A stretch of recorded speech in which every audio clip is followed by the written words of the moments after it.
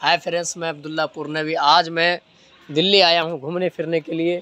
और मैं आज जिस जगह पे आया हूँ घूमने फिरने के लिए, आपने तो बटेर काफ़ी देखे होंगे अपने गांव देहात में, जो होते हैं काले वाले बटेर होते हैं। लेकिन यहाँ पे आपको 3 किस्म के बटेर दिखाए जाएंगे। एक काले भी होंगे, वाइट भी होंगे, भूरे भी होंगे। आज मैं आपको तीनों बटेर दिखाने वाला हूँ।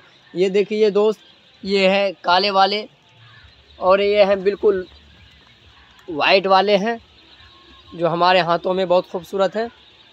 और मैं तीसरा जो आपको दिखाने वाला हूँ वो भूरा, ये है भूरा वाले। ये तीनों बटेर यहाँ पे पाले जाते हैं। और ये बटेर जो है कम से कम 15 से 23 दिन लग जाते हैं इनको तैयार होने, पूरे बड़े होने में। ये बिल्कुल चूज़ा यानी बिल्कुल छोटा सा रहता है। और इनको पाल करके इनको खिलाते पिलाते हैं। इनके पानी की व्यवस्था है, इनकी दवाई तक इनको दिए जाते हैं। आप देख रहे हैं किस तरीके से ये बटेर हैं।